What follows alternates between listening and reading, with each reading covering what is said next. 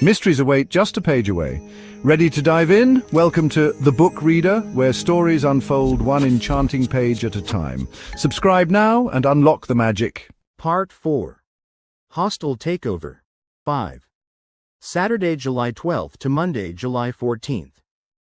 Blomkvist woke with a start at 5 o'clock in the morning, scrabbling at his neck to get rid of the noose. Salander came in and took hold of his hands, keeping him still. He opened his eyes and looked at her blearily. "I didn't know that you played golf," he said, closing his eyes again. She sat with him for a couple of minutes until she was sure he was asleep. While he slept, Salander had gone back to Martin Vanger's basement to examine and photograph the crime scene. In addition to the torture instruments, she had found a collection of violent pornographic magazines and a large number of Polaroid photographs pasted into albums. There was no diary. On the other hand, she did find 2 A4 binders with passport photographs and handwritten notes about the women. She put the binders in a nylon bag along with Martin's Dell PC laptop, which she found on the hall table upstairs. While Blomkvist slept, she continued her examination of Martin's computer and binders. It was after 6 o'clock by the time she turned off the computer. She lit a cigarette. Together with Mikael Blomkvist, she had taken up the hunt for what they thought was a serial killer from the past. They had found something appallingly different. She could hardly imagine the horrors that must have played out in Martin Vanger's basement, in the midst of this well-ordered, idyllic spot. She tried to understand.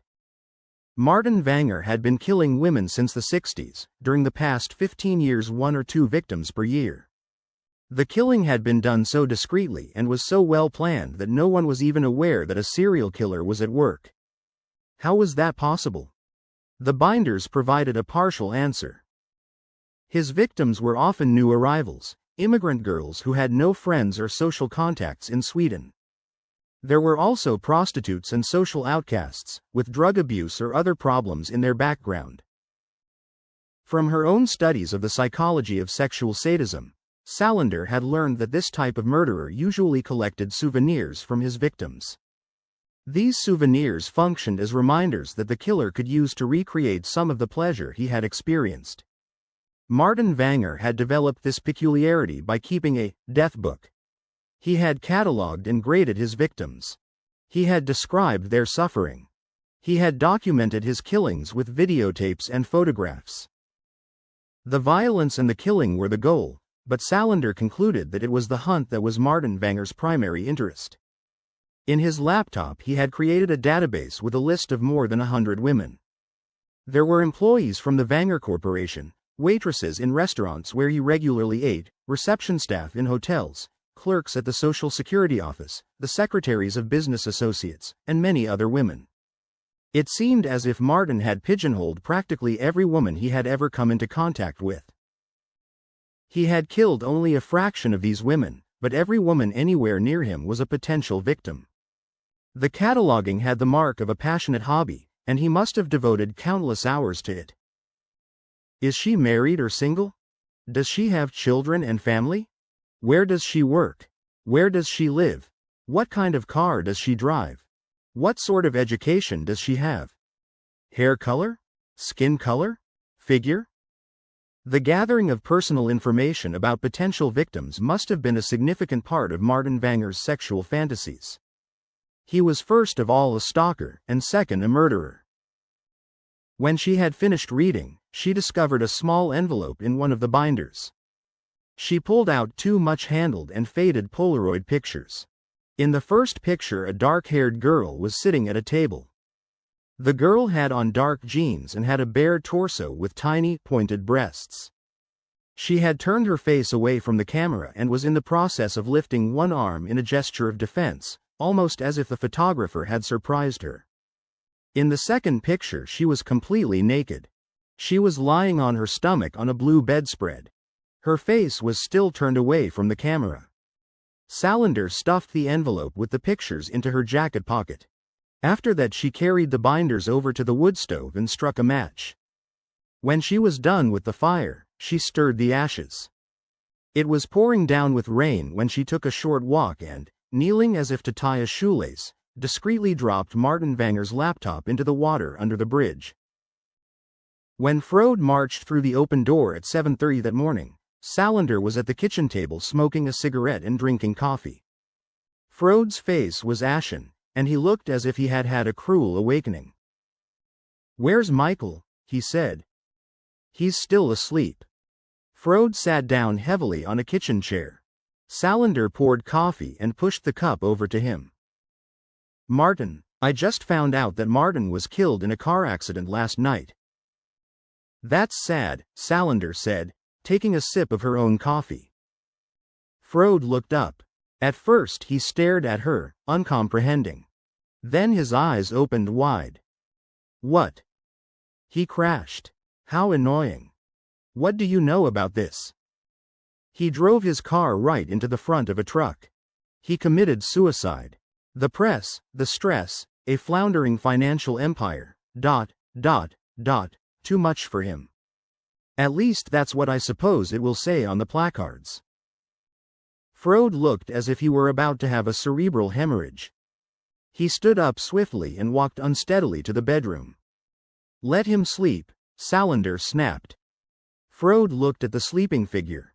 He saw the black and blue marks on Blomkvist's face and the contusions on his chest. Then he saw the flaming line where the noose had been. Salander touched his arm and closed the door. Frode backed out and sank onto the kitchen bench. Lisbeth Salander told him succinctly what had happened during the night. She told him what Martin Vanger's Chamber of Horrors looked like and how she had found Mikael with a noose around his neck and the CEO of the Vanger Corporation standing in front of his naked body. She told him what she had found in the company's archives the day before and how she had established a possible link between Martin's father and the murders of at least 7 women. Frode interrupted her recitation only once. When she stopped talking, he sat mutely for several minutes before he took a deep breath and said, "What are we going to do?" "That's not for me to say," Salander said. "But, as I see it, I've never set foot in Hedestad. I don't understand. Under no circumstances do I want my name in any police report. I don't exist in connection with any of this. If my name is mentioned in connection with this story, I'll deny that I've ever been here, and I'll refuse to answer a single question." Frode gave her a searching look. "I don't understand." "You don't need to understand." "Then what should I do?" "You'll have to work that out for yourself. Only leave me and Mikael out of it." Frode was deathly pale. "Look at it this way. The only thing you know is that Martin Vanger died in a traffic accident. You have no idea that he was also an insane, nauseating serial killer, and you've never heard about the room in his basement." She put the key on the table between them. "You've got time, before anyone is going to clean out Martin's house and discover the basement. We have to go to the police about this." "Not we. You can go to the police if you like. It's your decision. This can't be brushed under a carpet. I'm not suggesting that it should be brushed anywhere, just that you leave me and Mikael out of it. When you discover the room, you draw your own conclusions and decide for yourself who you want to tell. If what you say is true, it means that Martin has kidnapped and murdered women. There must be families that are desperate because they don't know where their children are. We can't just..." "That's right. But there's just one problem. The bodies are gone. Maybe you'll find passports or ID cards in some drawer. Maybe some of the victims can be identified from the videotapes. But you don't need to decide today. Think it over." Frode looked panic-stricken. "Oh, dear God. This will be the death blow for the company. Think of how many families will lose their livelihood if it gets out that Martin..." Frode rocked back and forth, juggling with a moral dilemma. "That's one issue. If Isabella Vanger is to inherit, you may think it would be inappropriate if she were the first one to light upon her son's hobby. I have to go and see." "I think you should stay away from that room today," Salander said sharply. "You have a lot of things to take care of. You have to go and tell Henrik, and you have to call a special meeting of the board and do all those things you chaps do when your CEO dies." Frode thought about what she was saying. His heart was thumping. He was the old attorney and problem solver who was expected to have a plan ready to meet any eventuality, yet he felt powerless to act. It suddenly dawned on him that here he was, taking orders from a child. She had somehow seized control of the situation and given him the guidelines that he himself was unable to formulate. And Harriet. Michael and I are not finished yet. But you can tell Herr Wenger that I think now that we're going to solve it. Martin Wenger's unexpected demise was the top story on the 9 o'clock news on the radio when Blomkvist woke up. Nothing was reported about the night's events other than to say that the industrialist had inexplicably and at high speed crossed to the wrong side of the E4, traveling south. He had been alone in the car. The local radio ran a story that dealt with concern for the future of the Wenger Corporation and the consequences that this death would inevitably have for the company. A hastily composed lunchtime update from the TT wire service had the headline "A Town in Shock," and it summed up the problems of the Wenger Corporation. It escaped no one's notice that in Hedestad alone more than 3,000 of the town's 21,000 inhabitants were employed by the Wenger Corporation or were otherwise dependent on the prosperity of the company. The firm's CEO was dead, and the former CEO was seriously ill after a heart attack. There was no natural heir. All this at a time considered to be among the most critical in the company's history. Blomkvist had had the option of going to the police in Hedestad and telling them what had happened that night, but Salander had already set a certain process in motion. Since he had not immediately called the police, it became harder to do so with each hour that passed. He spent the morning in gloomy silence, sitting on the kitchen bench, watching the rain outside. Around 10 o'clock there was another cloudburst, but by lunchtime the rain had stopped and the wind had died down a bit. He went out and wiped off the garden furniture and then sat there with a mug of coffee. He was wearing a shirt with the collar turned up. Martin's death cast a shadow, of course, over the daily life of Hedeby. Cars began parking outside Isabella Wenger's house as the clan gathered to offer condolences. Salander observed the procession without emotion. "How are you feeling?" she said at last. "I think I'm still in shock," he said. "I was helpless. For several hours I was convinced that I was going to die. I felt the fear of death and there wasn't a thing I could do." He stretched out his hand and placed it on her knee. "Thank you," he said. "But for you, I would be dead." Salander smiled her crooked smile. "All the same, I don't understand how you could be such an idiot as to tackle him on your own. I was chained to the floor down there, praying that you'd see the picture and put two and two together and call the police. If I'd waited for the police, you wouldn't have survived. I wasn't going to let that motherfucker kill you. Why don't you want to talk to the police?" "I never talked to the authorities." "Why not?" "That's my business. But in your case, I don't think it would be a terrific career move to be hung out to dry as the journalist who was stripped naked by Martin Wenger, the famous serial killer. If you don't like Kalle Blomkvist, you can think up a whole new epithet. Just don't take it out of this chapter of your heroic life." Blomkvist gave her a searching look and dropped the subject. "We do still have a problem," she said. Blomkvist nodded. "What happened to Harriet?" "Yes." Salander laid the two Polaroid pictures on the table in front of him. She explained where she'd found them. Michael studied the pictures intently for a while before he looked up. "It might be her," he said at last. "I wouldn't swear to it, but the shape of her body and the hair remind me of the pictures I've seen." They sat in the garden for an hour, piecing together the details.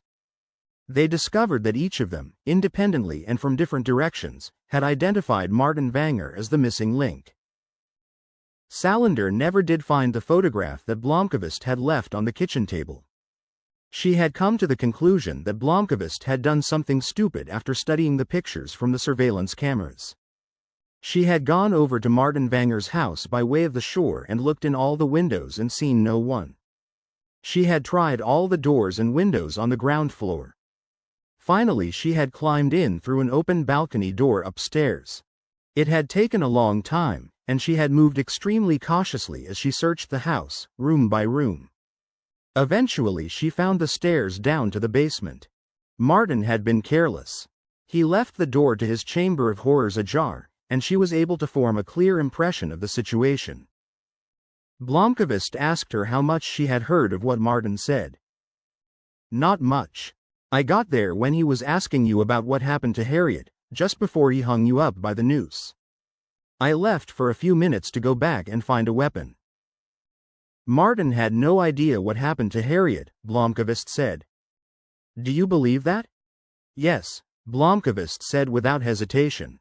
Martin was dafter than a syphilitic polecat. Where do I get these metaphors from?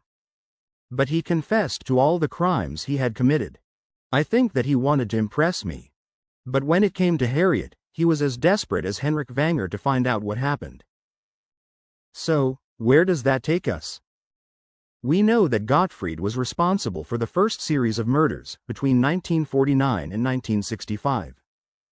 Okay. And he brought on little Martin. Talk about a dysfunctional family, Blomkvist said. Martin really didn't have a chance. Salander gave him a strange look. What Martin told me, even though it was rambling, was that his father started his apprenticeship after he reached puberty.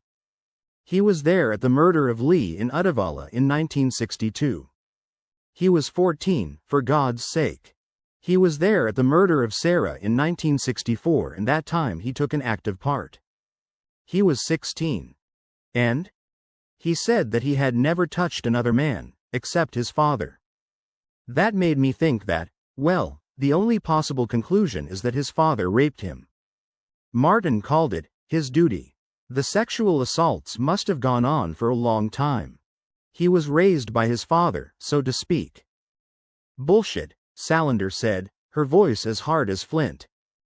Blomkvist stared at her in astonishment. She had a stubborn look in her eyes. There was not an ounce of sympathy in it. Martin had exactly the same opportunity as anyone else to strike back. He killed and he raped because he liked doing it. I'm not saying otherwise. But Martin was a repressed boy and under the influence of his father, just as Gottfried was cowed by his father, the Nazi. So you're assuming that Martin had no will of his own and that people become whatever they've been brought up to be. Blomkvist smiled cautiously. Is this a sensitive issue? Salander's eyes blazed with fury. Blomkvist quickly went on. I'm only saying that I think that a person's upbringing does play a role. Gottfried's father beat him mercilessly for years. That leaves its mark. Bullshit, Salander said again.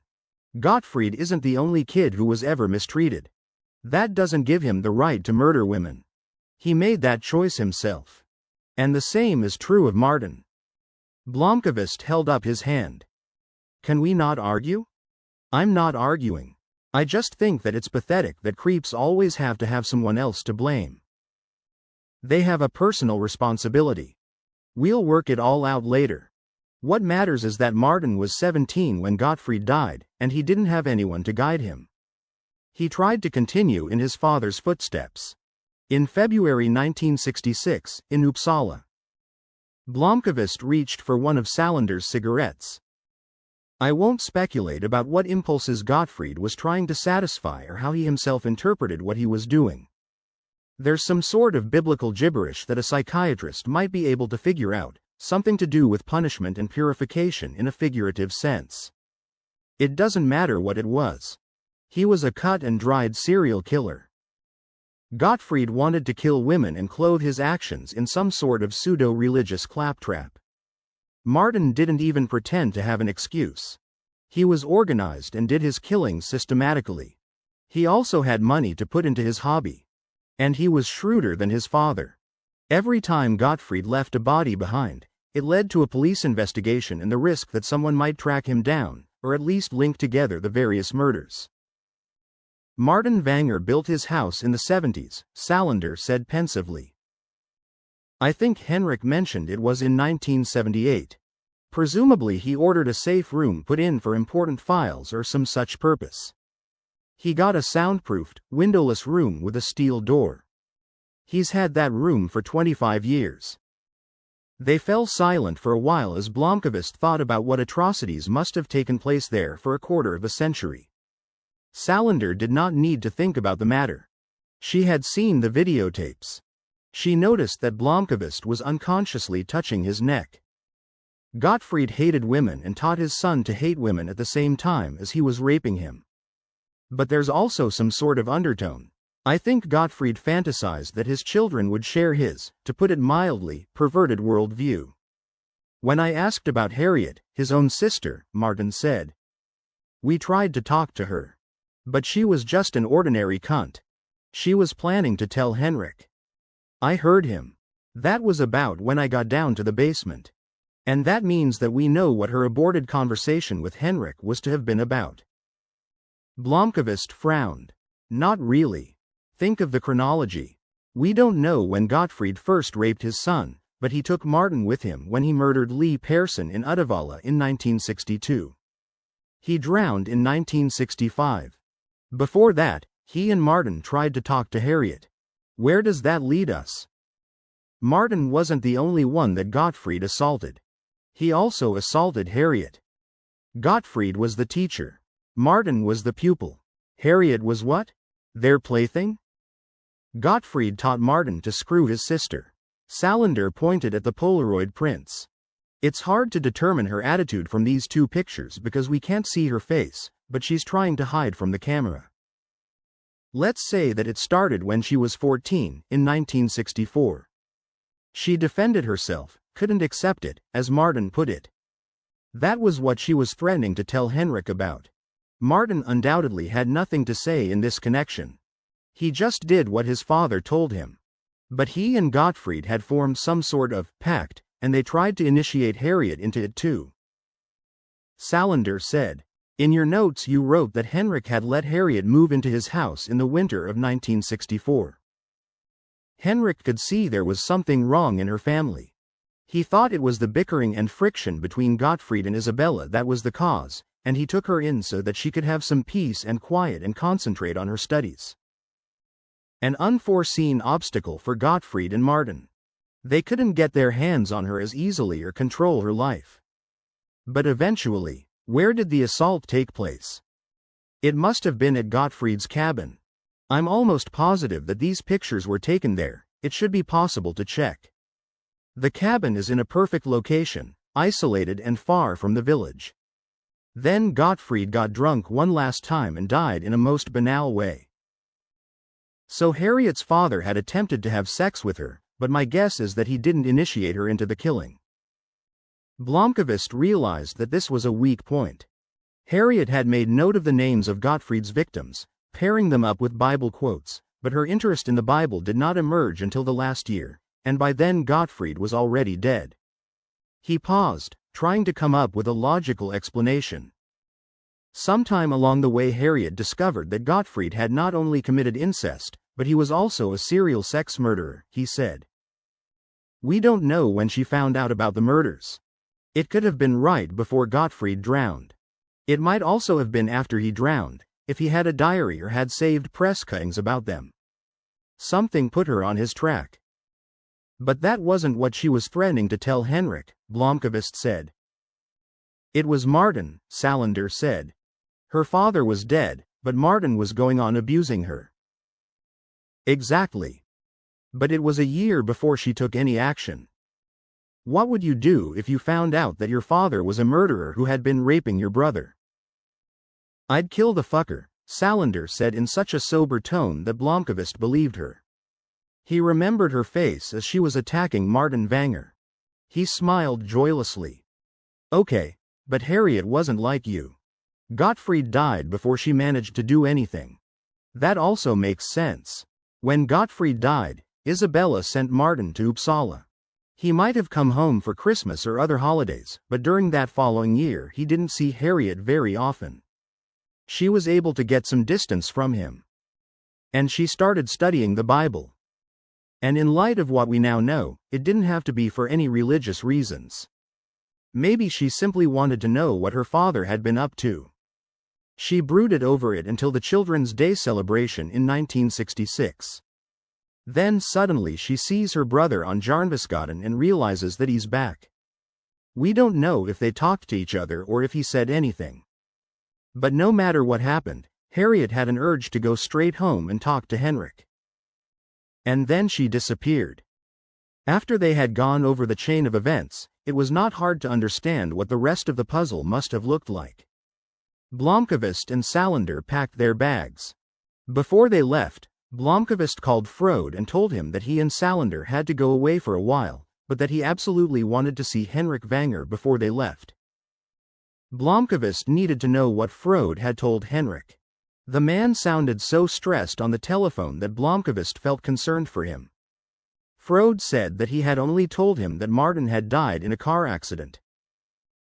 It was thundering again when Blomkvist parked outside Hedestad Hospital, and the sky was filled once more with heavy rain clouds. He hurried across the car park just as it started to rain. Vanger was wearing a bathrobe, sitting at a table by the window of his room. His illness had left its mark, but Vanger had regained some color in his face and looked as if he were on the path to recovery.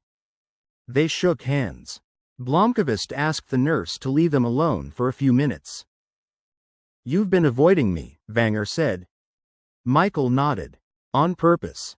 Your family didn't want me to come at all, but today everyone is over at Isabella's house." "Poor Martin," Vanger said. "Henrik, you gave me an assignment to dig up the truth about what happened to Harriet. Did you expect the truth to be painless?" The old man looked at him. Then his eyes widened. "Martin? He's part of the story." Henrik closed his eyes. "Now I have got a question for you," Blomkvist said. "Tell me. Do you still want to know what happened? Even if it turns out to be painful and even if the truth is worse than you imagined?" Henrik gave Blomkvist a long look. Then he said, "I want to know. That was the point of your assignment. Okay. I think I know what happened to Harriet. But there's one last piece of the puzzle missing before I'm sure." "Tell me." "No. Not today. What I want you to do right now is to rest. The doctors say that the crisis is over and that you're getting better. Don't you treat me like a child, young man. I haven't worked it all out yet. What I have is a theory. I am going out to find the last piece of the puzzle. The next time you see me, I'll tell you the whole story. It may take a while, but I want you to know that I'm coming back and that you'll know the truth." Salander pulled a tarpaulin over her motorcycle and left it on the shady side of the cabin. Then she got into Blomkvist's borrowed car. The thunderstorm had returned with renewed force, and just south of Gavle there was such a fierce downpour that Blomkvist could hardly see the road.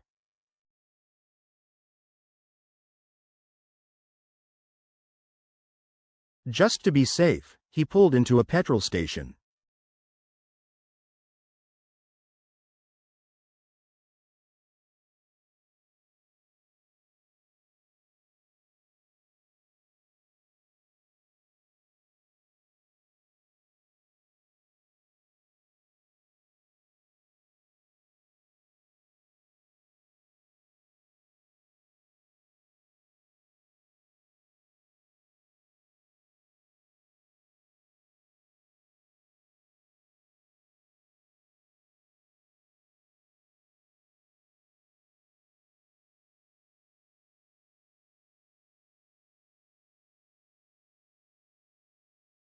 They waited for the rain to let up, so they did not arrive in Stockholm until 7 o'clock that evening.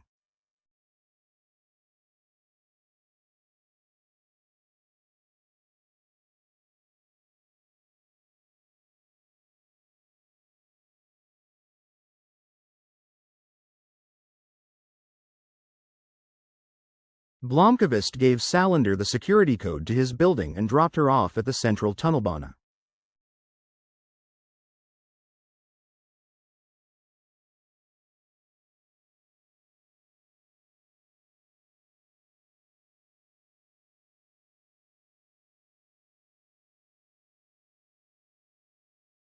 His apartment seemed unfamiliar.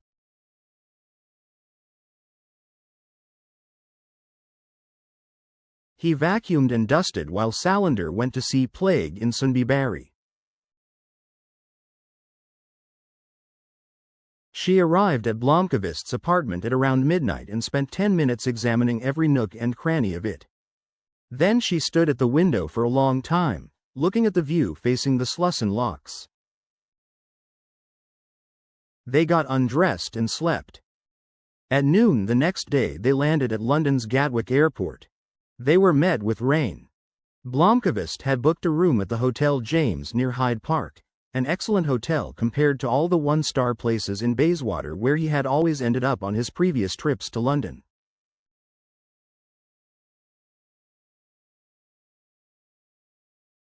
At 5:00 p.m. they were standing at the bar when a youngish man came towards them. He was almost bald, with a blonde beard, and he was wearing jeans and a jacket that was too big for him. "Wasp? Trinity?" she said. They nodded to each other. He did not ask for Blomkvist's name. Trinity's partner was introduced as Bob the dog. He was in an old VW van around the corner. They climbed in through the sliding doors and sat down on folding chairs fastened to the sides. While Bob navigated through the London traffic, Wasp and Trinity talked. Plague said this had to do with some crash-bang job. Telephone tapping and checking emails in a computer. It might go fast, or it could take a couple of days, depending on how much pressure he applies. Lisbeth gestured towards Blomkvist with her thumb.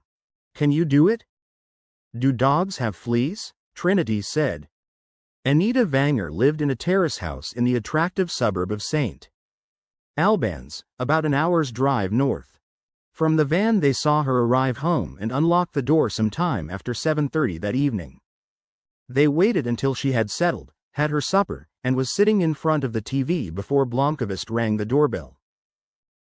An almost identical copy of Cecilia Vanger opened the door, her expression politely questioning. "Hi, Anita. My name is Mikael Blomkvist. Henrik Vanger asked me to come and see you. I assume that you've heard the news about Martin." Her expression changed from surprise to wariness. She knew exactly who Mikael Blomkvist was. But Henrik's name meant that she was forced to open the door. She showed Blomkvist into her living room.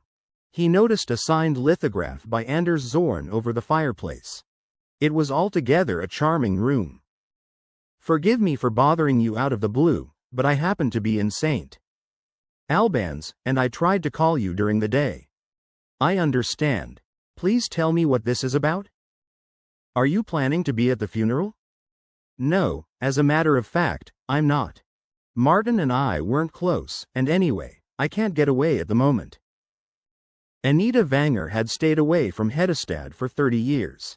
After her father moved back to Hedeby Island, she had hardly set foot there. "I want to know what happened to Harriet Vanger, Anita. It's time for the truth." "Harriet? I don't know what you mean." Blomkvist smiled at her feigned surprise. "You were Harriet's closest friend in the family. You were the one she turned to with her horrible story." "I can't think what you're talking about," Anita said. "Anita, you were in Harriet's room that day. I have photographic proof of it, in spite of what you said to Inspector Morrill. In a few days I'm going to report to Henrik, and he'll take it from there. It would be better to tell me what happened." Anita Vanger stood up. "Get out of my house this minute." Blomkvist got up. "Sooner or later you're going to have to talk to me. I have nothing now, nor ever will have, anything to say to you." "Martin is dead," Blomkvist said. "You never liked Martin. I think that you moved to London not only to avoid seeing your father but also so that you wouldn't have to see Martin. That means that you also knew about Martin, and the only one who could have told you was Harriet. The question is, what did you do with that knowledge?" Anita Vanger slammed her front door in his face. Salander smiled with satisfaction as she unfastened the microphone from under his shirt. She picked up the telephone about 20 seconds after she nearly took the door off its hinges, she said. "The country code is Australia," Trinity said, putting down the earphones on the little desk in the van. "I need to check the area code." He switched on his laptop. "Okay." She called the following number, which is a telephone in a town called Tennant Creek, north of Alice Springs in the Northern Territory. "Do you want to hear the conversation?" Blomkvist nodded. "What time is it in Australia right now?" About 5 o'clock in the morning. Trinity started the digital player and attached a speaker. Michael counted 8 rings before someone picked up the telephone. The conversation took place in English. "Hi. It's me. I know I'm a morning person, but I thought of calling you yesterday. Martin is dead. He seems to have driven his car into a truck the day before yesterday." Silence. Then what sounded like someone clearing their throat, but it might have been. "Good. But we have got a problem. A disgusting journalist that Henrik dug up from somewhere has just knocked on my door, here in St. Albans. He's asking questions about what happened in 1966. He knows something." Again silence. Then a commanding voice.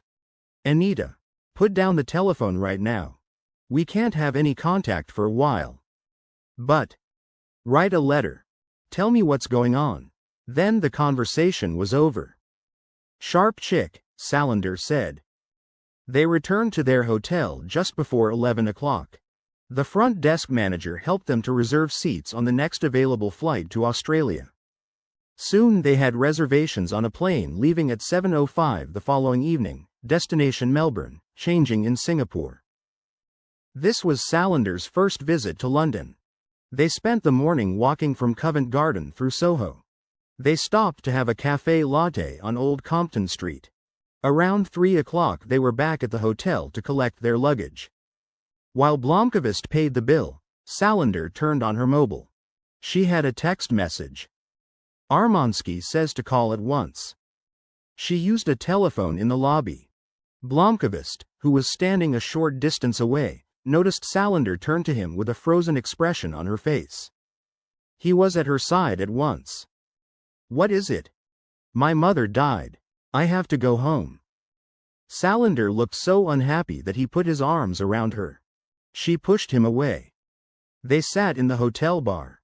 When Blomkvist said that he would cancel the reservations to Australia and go back to Stockholm with her, she shook her head. "No," she said. "We can't screw up the job now. You'll have to go by yourself."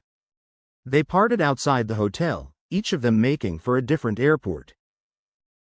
And that marks the end of the current chapter. Thank you for listening to The Book Reader. Stay tuned for the next episode tomorrow.